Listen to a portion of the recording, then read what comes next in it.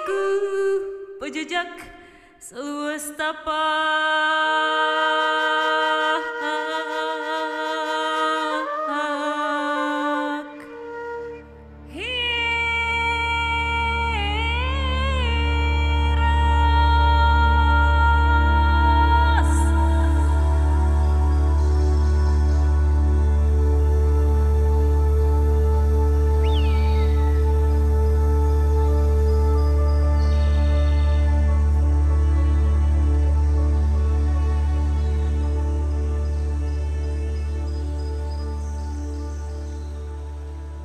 Kalaulah kita bisa merasakan perasaan gajah itu, betapa sedihnya gajah itu. Dia bisa merasakan sakit, takut, dan segala-galanya dia bisa rasakan. Dia tahan kulitnya terluka dimercuni orang lain. Namun dia pertahankan semua itu hanya karena ingin mencapai segumpal rumput yang akan mengisi sebuah perut. Demikian juga masyarakat. Dalam satu kandang ini, dalam satu areal ini kami saling berebut untuk makan, untuk hidup.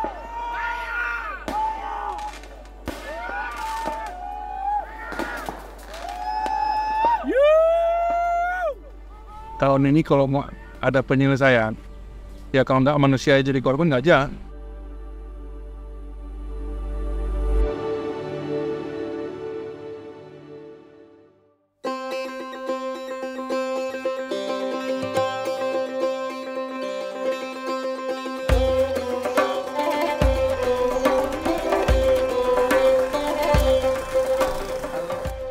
Cinta, rindu, dan kepedulian mungkin 3 kata yang tepat membawa saya kembali ke kota ini.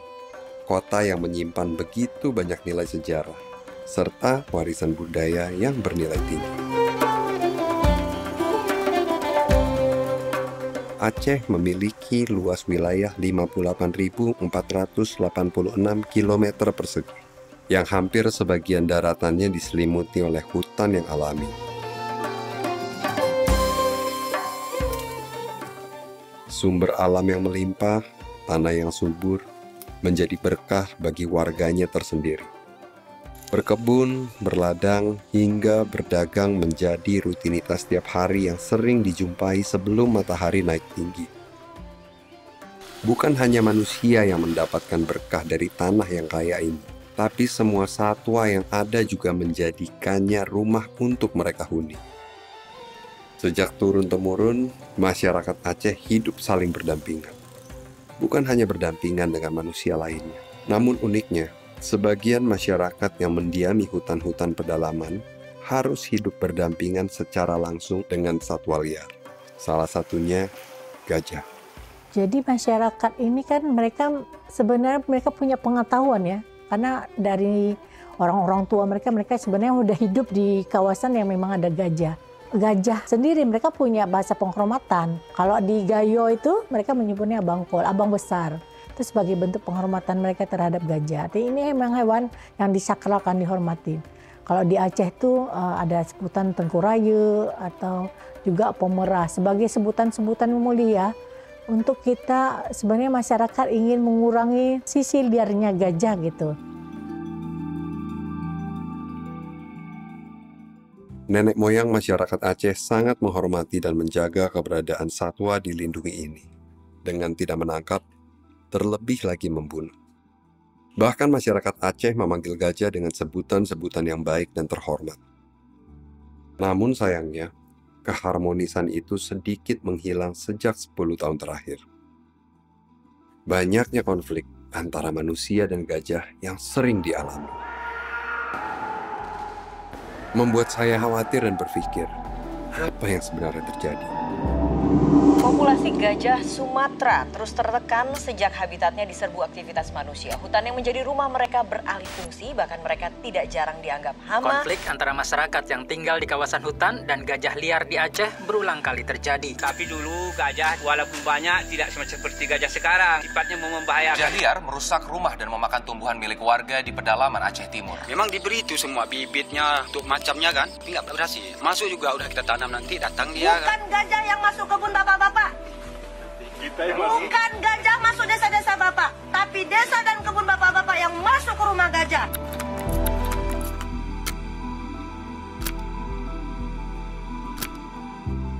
Seekor gajah Sumatera jantan liar ditemukan mati di kawasan konsesi hutan tanaman industri di Kabupaten Pelalawan, Riau. Ya, dari lokasi tersebut petugas menemukan bongkahan gula merah dengan kandungan racun.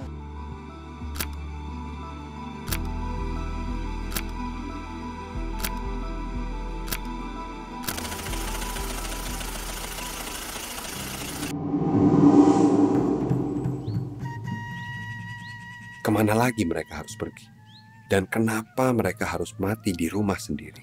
Bukankah hutan ini cukup luas untuk mereka huni dan dijelajahi? Atau mungkin luas hutan yang sudah menyempit akibat tangan-tangan yang penuh ambisi? Perjalanan kali ini saya tidak sendiri, tapi ditemani oleh 2 orang sahabat yang sama-sama memiliki tujuan untuk mencari kebenaran atas konflik yang terjadi. Aureli dan Bimo.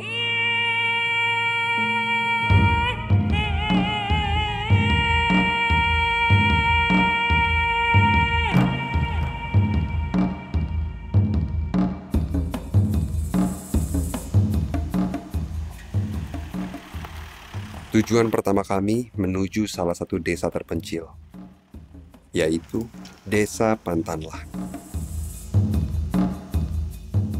Kebanyakan masyarakat yang ada di sini bersinggungan langsung dengan mamalia yang dilindungi ini.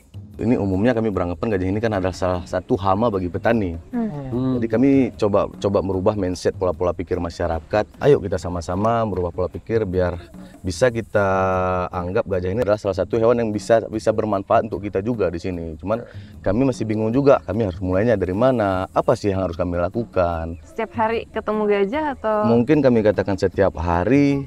Enggak, tapi kalau di dalam setiap bulan ataupun kalau sekali tahunan gajah tetap pasti masuk. Di tempat kita ini sebenarnya hampir seluruhnya petani itu dampak salah satu konflik dengan gajah gitu. Karena basisnya wilayah gajah ya di Desa Pantanlah salah satunya. Iya. Kami perwakilan untuk memberikan kacamata nih untuk orang-orang di luar sana semakin real. Kami juga butuh berkomunikasi sama mungkin salah satu orang yang terkena dampak. Narasumber ya? Ada. Jadi kita bisa tahu dan teman-teman yang nggak ikut ke sini kita bisa jadi wakil mereka supaya mereka juga bisa merasakan. Begitu banyak hal yang diceritakan, keresahan warga yang selama ini dirasakan akhirnya bisa diutarakan. Lanjut kita mengunjungi rumah salah satu warga yang seringkali dihampiri oleh sekawanan gajah liar. Ini tadinya area apa, Ibu? Area dapur. Dapurnya Ibu? Area dapur. Oh, Ibu tidurnya di mana? Kalau tadinya kamarnya sebelah mana? Di sana, tapi nggak ada lagi. Aku udah pulang kampung. Oh. Jaga Durian tuh. Oh. Pas jaga Durian itu ada aku di sini, nggak ada datang dia. Nah itu aku pulang, maka datang dia dirusak, nggak ada orang lagi. Oke. Kalau ada kakek ada di gajah sini kan, di gajah dengan itu. Oh dihalau dengan itu ya Bu? Oh, oke udah. Ini adalah obor. Obor. Ditaruh minyak di sana, dibakar itu. Dikejar itu gajahnya, lari dia. Gajah liar untuk menakut-nakuti aja ya Bu? Masa ada kakek di sini. Masa udah itu, sudah almarhum, mana orang kejar lagi. Ya. Duduk di sini, gajah ada di sana, berdiri. Tadi di isi minyak di sini, dibakar. Takut kali itu kalau api gajah itu, makanya dilari dia. Mungkin tempat ini maka menjadi salah satu tempat favorit gajah karena di sini banyak paya-paya. Paya-paya itu apa Bang? Tempat pemandian gajah. Oh, paya-paya banyak di sini. Tempat-tempat pemandian gajah. Biasanya kan gajah itu suka berlumpur, suka mandi gitu. Ini spotnya nenek nih bagus banget sebenarnya untuk gajah, untuk berkembang biak, untuk paya-paya, banyak mineral. Jadi karena memang di saat gajah masuk ke Desa Pantanlah khususnya tetap yang utama yang dikunjungi oleh gajah tersebut ya wilayah nenek.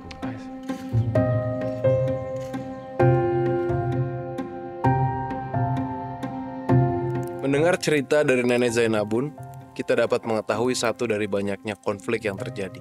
Walaupun seringkali rumah dan kebunnya disinggahi oleh sekawanan gajah, Nenek Zainabun tidak pernah sekalipun menganggap satwa endemik ini sebagai hama. Tujuan kita selanjutnya menuju Desa Karangampar. Di desa ini, interaksi negatif antara manusia dan gajah cukup tinggi. Kan maksudnya sementara pun tiap menit lah gajah tidak pernah pun keluar dari sini. Tolonglah disampaikan sama pemerintahan. Ya. Dengan adanya WF kami nama kampung Karangampar, kedua kampung ini kami bangga. Apa keluh kesah daripada kami di sini, walaupun nggak semaksimal, dia tetap peduli sama warga di sini. Karena tiap hari gajah di sini tidak pernah pun pergi sampai sekarang. Mudah-mudahan dengan adanya pertemuan kita ini seperti yang Pak Dito bilang tadi, kita akan nemuin titik terang dan nemuin solusi jangka panjang. Tapi yang paling penting adalah kita urus yang di depan dulu. Iya betul. Kita sama-sama berusaha Pak ya. Ya.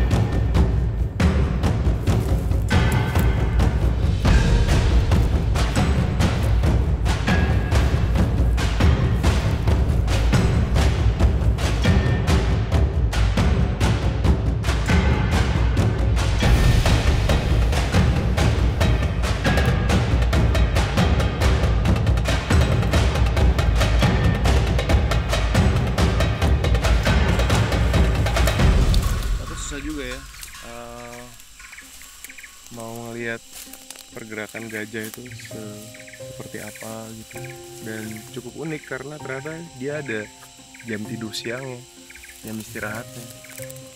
Terus kalau kata warga sekitar tadi, alangkah lebih baik kalau nunggu dia udah bangun aja, karena dia kalau udah bangun emang dia kan jalan-jalan cari makan lagi, dan tidurnya emang gak lama kok istirahatnya. Gajah kan sehari tidurnya 2-3 jam menurut informasi yang aku tahu ya.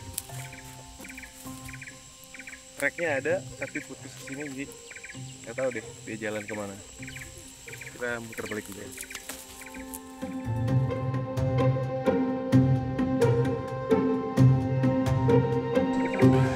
Oh, ada suaranya tuh. Kita sekarang udah merasakan ya, mendeteksi gajah itu kan sulit. Mereka ada di mana, padahal ini kan gede-gede gitu segala macam, tapi ternyata sulit. Nah, dengan adanya bioakustik itu, jadi teman-teman yang patroli gini jadi lebih efisien. Oh di sini mulai terdengar ada gajah 100 meter misalnya atau apa gitu. Jadi mereka bisa fokus di situ. Di Pesangan sendiri itu ada 60 ekor gajah kita perkirakan dengan estimasi yang sering terlihat oleh masyarakat. Di dalam perilaku kehidupannya kan mereka ini sebenarnya satwa penjelajah. Kalau kita lihat di masa lalu, seharusnya itu mereka muter sampai ke PD Jaya, tapi sekarang nggak tahu juga kenapa mereka tidak mau melakukan penjelajahan lagi. Karena di masa lalu itu kan ada penangkapan gajah besar-besaran ya, untuk penanganan konflik. Ternyata yang diambil dari alam itu, ternyata mungkin mereka adalah ketua-ketua rombongan yang mempunyai daya pikir atau daya ingat di mana mereka harus jalan. Sehingga ketika saat ini mereka udah membuat jalan sendiri-sendiri gitu, membuka jalur-jalur baru, itu mungkin adalah strategi mereka untuk tadi bertahan hidup, mencari jalan-jalan yang mungkin sudah mulai dilupakan oleh kelompoknya. Sangat sulit menemukan gajah liar kali ini. Padahal, dengan tubuh yang besar dan cara hidup yang saling berkoloni, rasanya mustahil untuk tidak menjumpainya.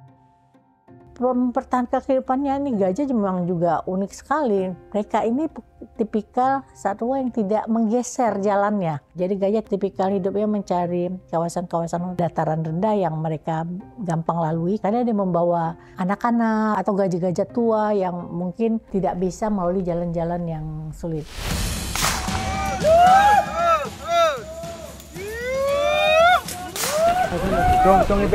Mana bang? Mana? Oh, sana. Sebenarnya Pak, kami pun nggak ingin hidup berdampingan dengan gajah. Ketakutan itu beda dengan ketakutan yang lain Pak. Seperti masyarakat kemarin begitu dilihatnya gajah di samping rumahnya, teleponnya saya nggak bisa jalan lagi dia Pak.